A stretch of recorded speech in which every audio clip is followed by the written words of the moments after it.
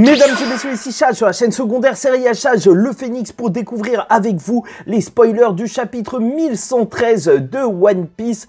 Pas le résumé complet parce qu'un jour après on a le chapitre, donc on peut en parler en détail. Quoique les scans ils arrivent un petit peu plus tard désormais avec toute l'histoire donc des liqueurs qui se faisaient attraper et compagnie. Donc peut-être qu'on passera aussi sur le résumé complet. N'hésitez pas à me dire si ça vous intéresse qu'on en parle aussi sur la chaîne. Enfin bref, n'hésitez pas à liker ou disliker la vidéo, commenter, donner votre avis en commentaire et vous abonner. J'ai besoin de votre avis parce qu'il faut que je vous vole vos vannes. Voilà, qui est très important. Enfin bref, donc résumé complet, on y va tout de suite. Mars est en choc, ok, on fonce direct sur la scène, après avoir vu la grosse tête de Vegapunk dans un bocal, puis détruit le Denden Mushi, mais il semble être un faux. Ok, bon, ça c'était la théorie la plus probable, la tête de Vegapunk, le gros cerveau de Vegapunk. En même temps, ça semblait assez logique, il y avait des sons, des bruits de bulles, on en a parlé lors de la review et apparemment le Mont Corvo aussi en a parlé. Et quand le Mont Corvo a parlé d'un truc, bah tu peux être sûr à quasiment 100% que toute la commu One Piece le sait, même si je regarde plus trop, parce que en fait, sinon après tu vois, tu veux pas plagier, mais tu plagies quand même, donc il faut mieux se tenir loin des autres youtubeurs. Donc nous pouvons voir la réaction des gens dans le monde entier parlant du message de Vegapunk. Ah ça y est, Oda il est en train de faire monter la sauce lors de ce chapitre. Puis le compte à rebours se termine. Oh non, en vrai je suis pas prêt. En vrai ça va être énorme. Ça va être énorme. En vrai je m'attendais à pas grand chose. Mais là, je suis quand même surpris, tu vois, je suis pas quand même déçu. Le message de Vegapunk commence. Le Gorosei n'a aucune idée de ce que dira Vegapunk. Ah ça se trouve on va pas entendre.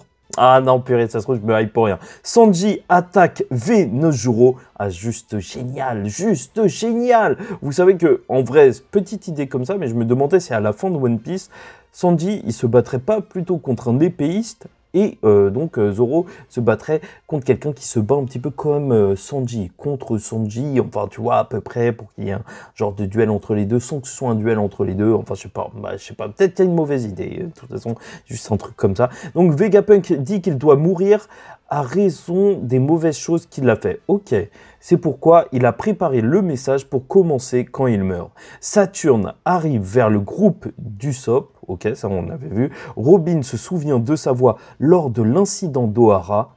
Ok, ouais, il y a tout qui commence à être lié là. Donc les Mugiwara défendent Robin de Saturne. En vrai, ça peut être une scène juste magnifique. C'est là où tu te rends compte que les spoils, c'est juste des spoils. Hein. À la fin du chapitre, le message de Vegapunk commence. Non, je ne suis pas prêt. Je ne suis pas prêt. Et il dit que ce monde va sombrer dans la mer. Quoi?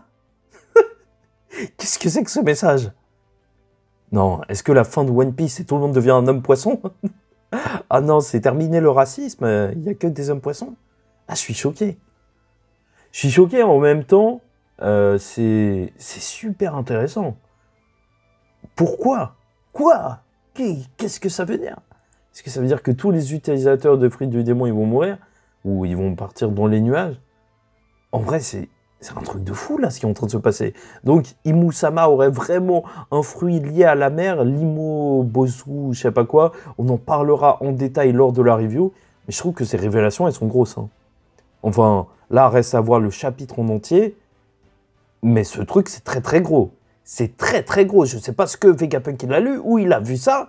Mais ça peut partir très, très loin, cette histoire. La fin de One Piece, ça se passera sous la mer.